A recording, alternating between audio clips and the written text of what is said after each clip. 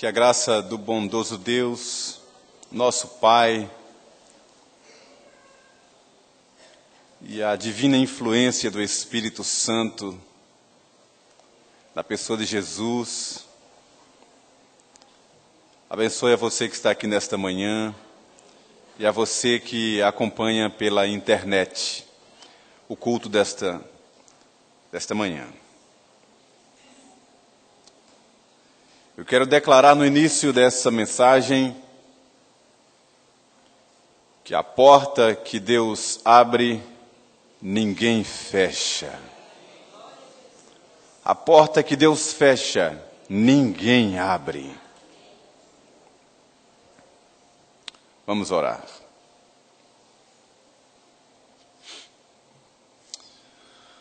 Soberano Deus, amado Pai, a tua igreja aqui reunida, a tua noiva, celebra a vitória do Cordeiro.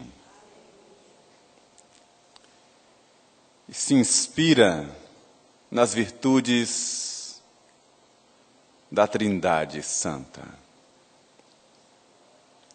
Estamos aqui não somente em obediência à tua palavra, mas também com senso de privilégio, em alegria para te louvar, te agradecer por tua presença em nossas vidas e pelas bênçãos derramadas diariamente sobre o nosso viver. Não há palavras e nada pode pagar, mas queremos ofertar a nossa vida em gratidão ao Senhor. E agora, Senhor querido, eu vou abrir a tua palavra, meditar nela. Eu peço que o teu Espírito encha o meu coração com a tua palavra e faça-a transbordar em meus lábios para a edificação do teu povo e para a salvação daqueles que ainda não te obedecem. Peço finalmente que o Senhor impeça todo espírito contrário à tua obra de agir entre nós e sobre nós. Que prevaleça somente o que vem do teu trono. É a nossa oração, em nome de Jesus. Amém.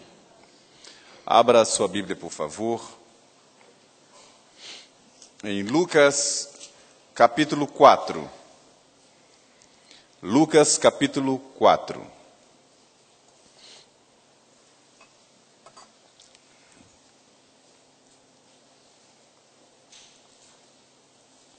Eu vou ler do verso 16 em diante. E você vai acompanhar assentado mesmo como você está. Mas enquanto eu leio, peça ao Espírito Santo que mantenha a sua mente e o seu coração focados no Senhor. Jesus prega em Nazaré. É rejeitado pelos seus.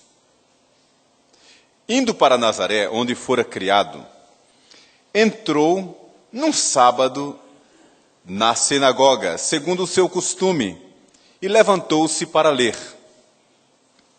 Então lhe deram o livro do profeta Isaías, e abrindo o livro, achou o lugar onde estava escrito: O Espírito do Senhor está sobre mim, pelo que me ungiu para evangelizar aos pobres. Enviou-me para proclamar libertação aos cativos e restauração da vista aos cegos, para pôr em liberdade os oprimidos e apregoar o ano aceitável do Senhor. Tendo fechado o livro, devolveu-o ao assistente e sentou-se. E todos na sinagoga tinham os olhos fitos nele. Então passou Jesus a dizer-lhes: Hoje se cumpriu a escritura que acabais de ouvir. Todos lhe davam testemunho e se maravilhavam das palavras de graça que saíam dos seus lábios e perguntavam: não é este o filho de José? Disse-lhes Jesus: sem dúvida, citar-me-eis este provérbio: médico, cura-te a ti mesmo. Tudo o que ouvimos ter se dado em Cafarnaum, faze-o também aqui, na tua terra. E prosseguiu: de fato, vos afirmo que nenhum profeta é bem recebido na sua própria terra. Na verdade, vos digo que muitas viúvas havia em Israel no tempo de Elias, quando o céu se fechou por 3 anos e 6 meses, reinando grande fome em toda a terra. E a nenhuma delas foi Elias enviado, senão a uma viúva de Sarepta, de Sidom. Havia também muitos leprosos em Israel, nos dias do profeta Eliseu. E nenhum deles foi purificado, senão Naamã, o sírio. Todos na sinagoga, ouvindo estas coisas, se encheram de ira. E levantando-se, expulsaram-no da cidade e o levaram até ao cimo do monte sobre o qual estava edificada, para de lá o precipitarem abaixo. Jesus, porém, passando por entre eles, retirou-se. Até aqui, que o Senhor nos ajude a entender a sua palavra.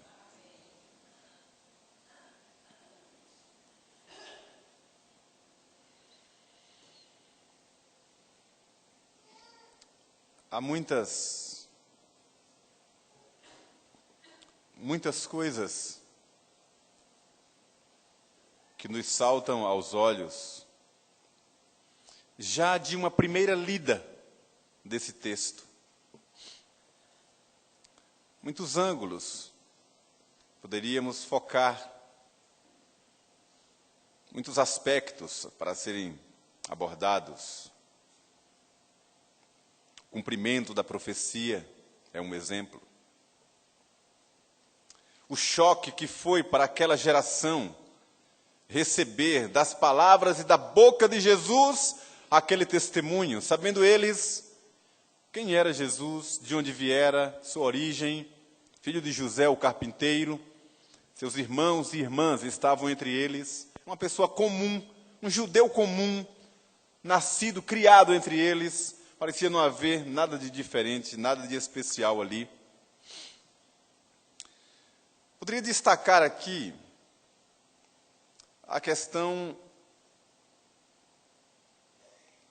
das expectativas daquele povo. O texto diz em vários lugares que todos tinham os olhos fitos nele, todos ficaram maravilhados com as palavras de graça que saíam dos seus lábios. E também todos se escandalizaram, e depois todos o levaram para o cimo do monte para o precipitar dali. Como os humores podem mudar rapidinho. Quando numa mesma congregação todos estão maravilhados, logo em seguida todos estão revoltados. E poderia destacar várias coisas de fato. Mas eu quero repartir com você nesta manhã sobre quando o céu se fecha. Quando o céu se fechou por 3 anos e 6 meses, reinando grande fome em toda a terra.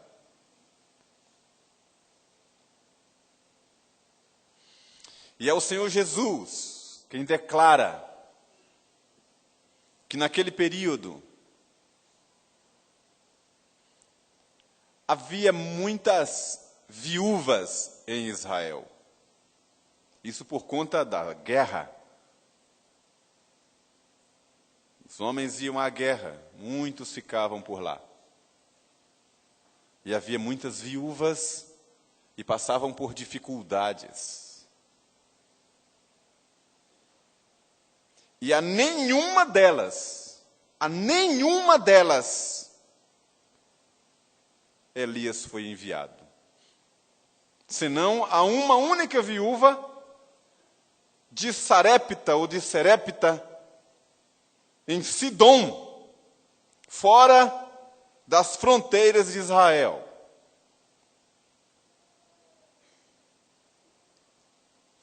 Aquela viúva não fazia parte da igreja. Estava fora da aliança.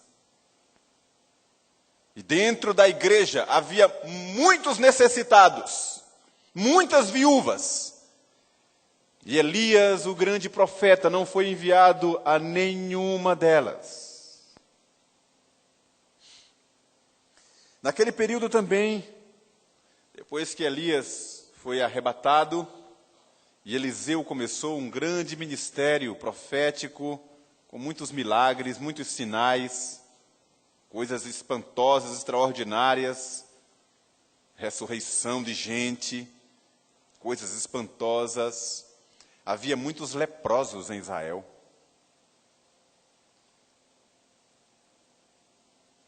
Mas Elias não foi enviado a nenhum deles, senão a um único leproso chamado Naamã, que era o comandante do exército da Síria. É chamado no texto aqui Naamã o Ciro.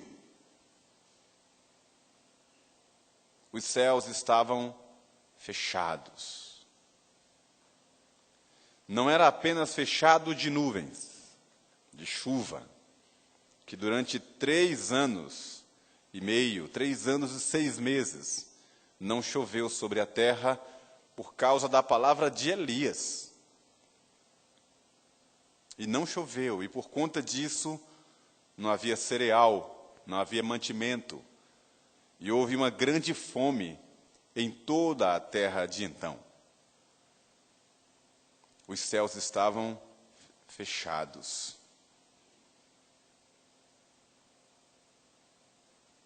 E onde estava Deus?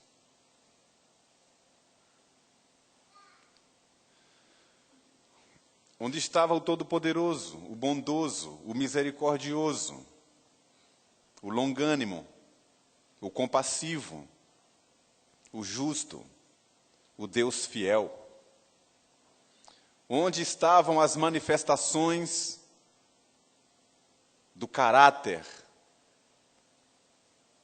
do Deus Altíssimo? Onde se podia ver, através da fala dos seus profetas, a misericórdia que não tem fim daquele que havia tirado o povo do Egito com mão forte, braço forte, estendido sobre o seu povo, e que era o mote de Israel, e que era a fonte de inspiração do povo de Deus, que podia dizer às nações pagãs que há um Deus em Israel. Onde estava então essa mão forte e braço estendido? Durante eternos 3 anos e 6 meses, em que os céus se fecharam. Essa pergunta é recorrente. Essa pergunta é feita sempre que há calamidades. Essa pergunta não cessa de ser feita quando parece que o céu fechou. E até mesmo aqueles que estão dentro da igreja se declaram filhos da aliança quando confrontados pela dor, quando tocados pelo drama, quando passando por um deserto, quando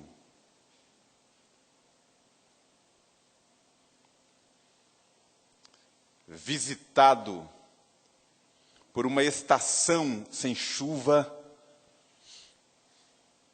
e vem a sequidão, e passam-se os meses, e chegam os anos, a pergunta é inevitável: onde está o Senhor?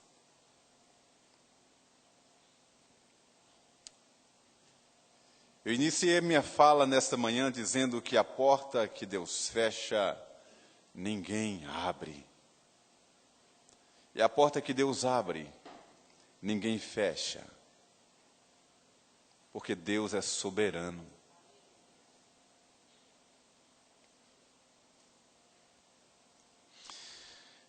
Quem conhece a Escritura e vai lendo do Gênesis ao Apocalipse, vê que é uma história só, com começo, meio e fim. E uma história de relação de Deus com o seu povo.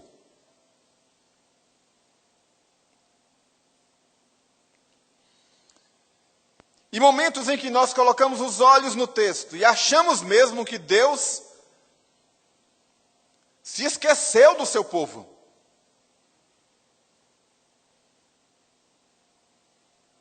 Pela gravidade das ocorrências. Às vezes, pelo tempo de provação, de luta, de deserto, pelo qual aquele povo amado passa.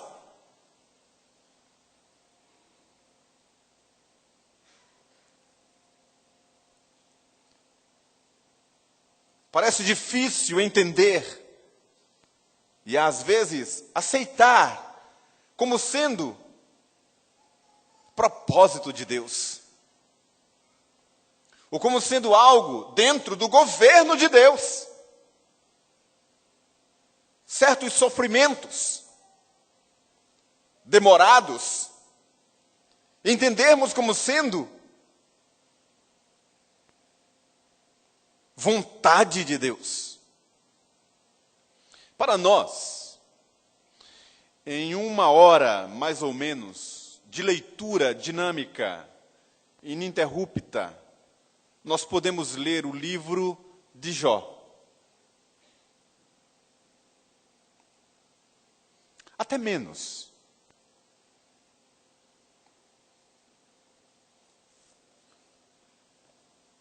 O texto não diz quantos anos se passaram entre a perda de tudo que Jó tinha e a restauração de todas as coisas. Não sabemos. Mas pelo menos, de uma forma humana, prática, cronológica, para que nascessem os outros filhos, e Deus trouxesse de volta tudo o que ele havia perdido, não foi pouco tempo.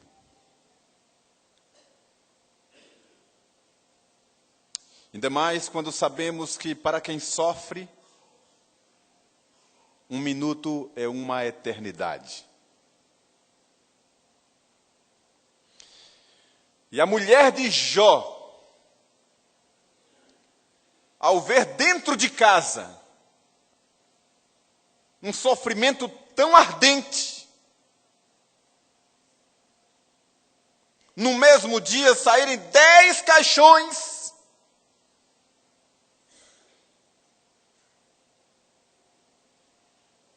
enterrar 10 filhos de uma vez,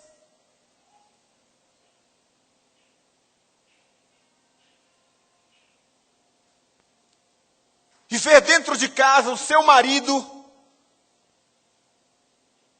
com violento câncer de pele,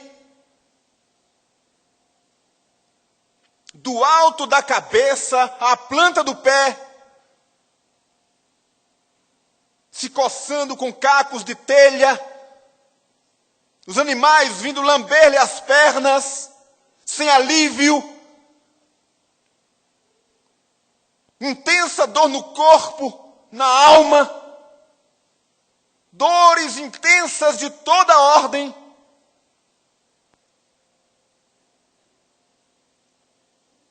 Em desespero e em loucura, a mulher de Jó diz para ele: por que você não amaldiçoa esse teu Deus e morre? Para ela, tudo aquilo era uma prova da inexistência de Deus, ou da inoperância de Deus, da inabilidade de Deus, da competência de Deus em cuidar dos seus filhos. Ainda mais um filho como Jó, temente a Deus, piedoso, zeloso. Todos conheciam o temor de Jó para com as coisas de Deus.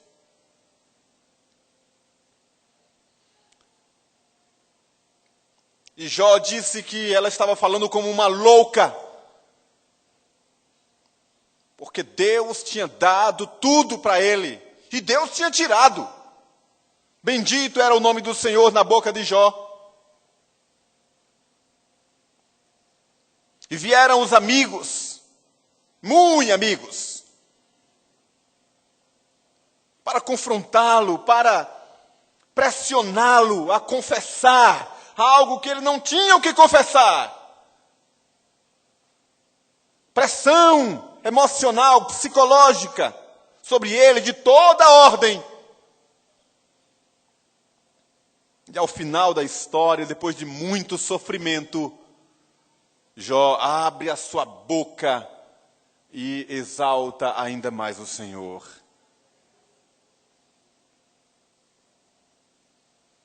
Durante aquele sofrimento todo do nosso irmão Jó, que vamos conhecer no céu, Deus estava assentado num alto e sublime trono. Do mesmo jeito. É que ele tinha decidido manifestar na vida daquele homem, através do sofrimento, a sua glória.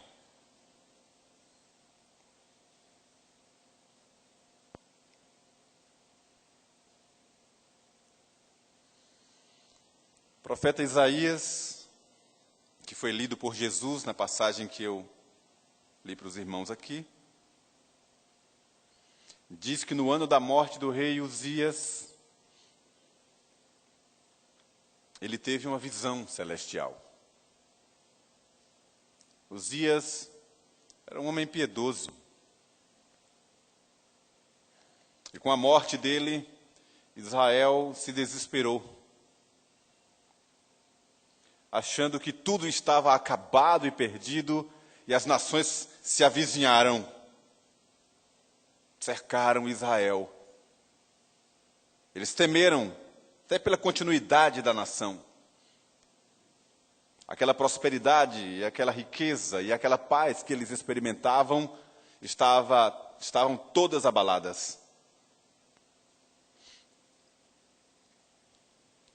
E eles só choravam, rasgavam as vestes, colocavam cinza na cabeça, andavam de luto. E Deus colocou na boca do profeta Isaías, ele deu uma visão. No ano da morte do rei Uzias, eu vi o Senhor assentado sobre um alto e sublime trono.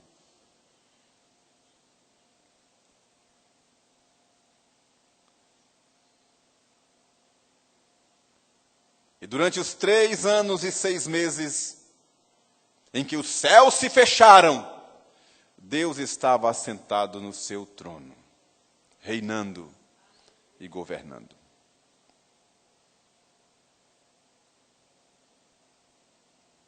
Sabe o que isso quer dizer para mim e para você?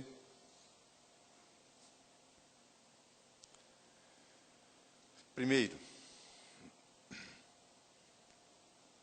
o nosso Deus é Senhor. Ele governa. Mesmo quando as coisas não nos são favoráveis.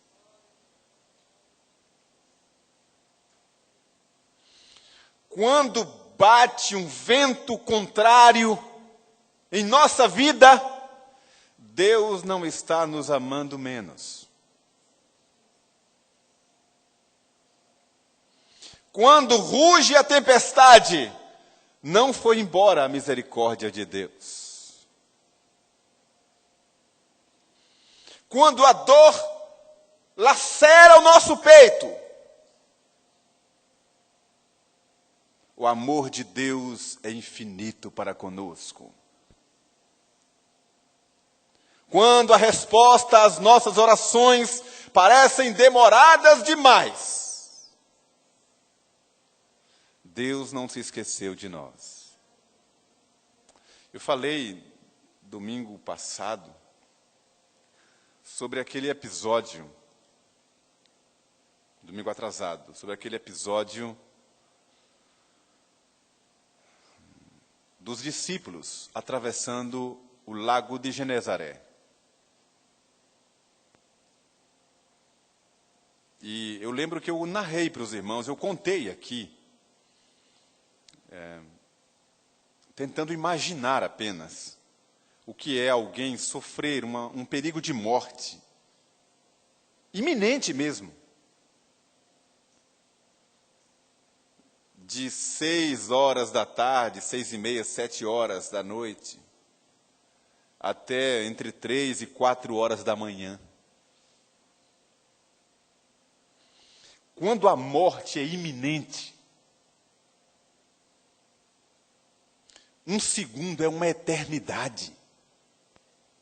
Quem já passou por isso sabe do que estou falando. Eu me lembrei agora aqui do que pareceu para mim o dia, faz alguns anos já, graças a Deus, em que eu fui assaltado com algumas irmãs aqui da igreja, que estão presentes hoje aqui,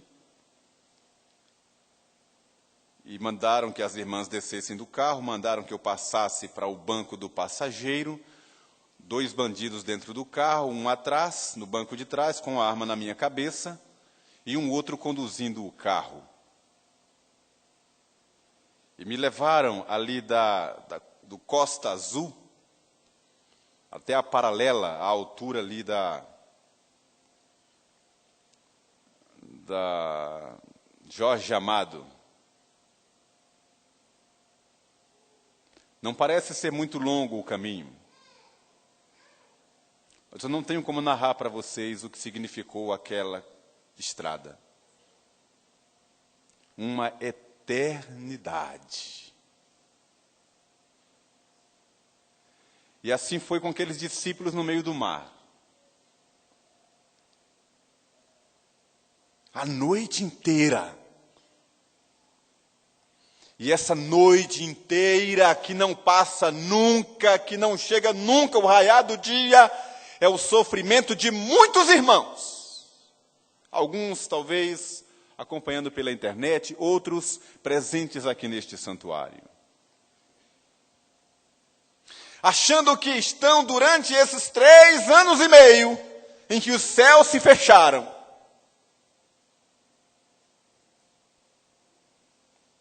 E não há chuva, nem perspectiva.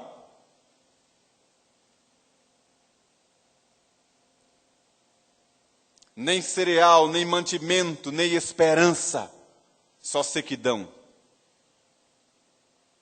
E o grande desespero leva as pessoas a fazerem a pergunta fatal: onde está Deus?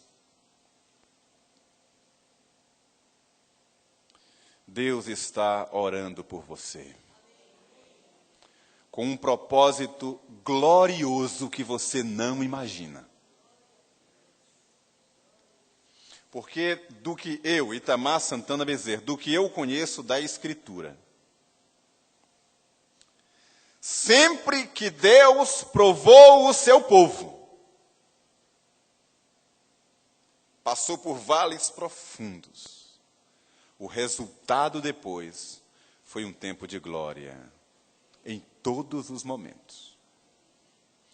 Depois dos 3 anos e meio, profeta viu de longe uma nuvem, era como o formato de uma mão de um homem, pequena. Era um sinal, só um sinal. Mas se aproximou, se avolumou e veio grande chuva. E trouxe vida e tudo de volta. Porque Deus não é surpreendido nunca. E Deus não é injusto para deixar os seus filhos na sequidão.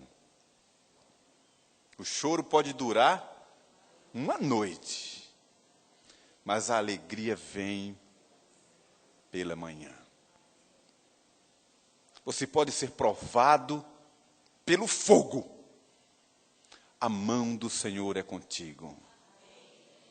Até para fazer você suportar a aflição no nível absurdo da natureza humana.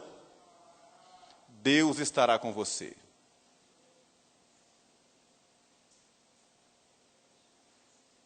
Deus estará com você. Não blasfeme nunca. Nunca diga bobagens. Espere em oração.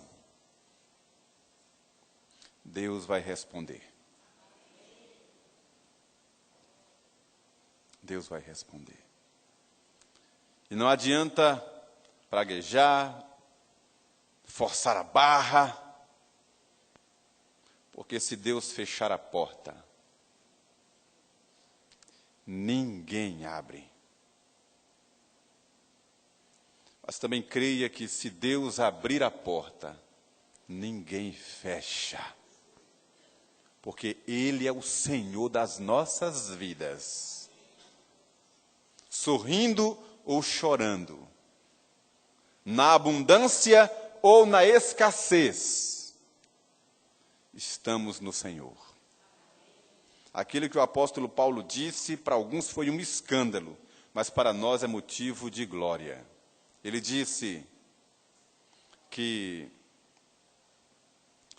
e se vivemos, para o Senhor vivemos, e se morremos, para o Senhor morremos. Quer, pois, vivamos ou morramos, somos do Senhor. Eu sei que até que o Senhor venha buscar a sua igreja, haveremos ainda de chorar muito. E de sorrir também. Celebraremos muitas vitórias. E cairemos muitas vezes também. Mas, sobretudo, nós estamos nas mãos do Senhor. Que o Espírito Santo aqueça o seu coração e o meu com essa palavra, nos encorajando a seguir, a prosseguir olhando para o autor e consumador da nossa fé, sabendo que ninguém perde nada com Deus. Nada. Porque Ele é soberano e galardoador daqueles que o temem. Se você está desanimado, está passando por um vale profundo, céus fechados, eu quero orar por você nesta manhã, para Deus lhe fortalecer. Eu quero te chamar para vir aqui à frente, sair do seu lugar e vir aqui à frente, quero orar por você. Se você pudesse se ajoelhar aqui na frente, faça isso.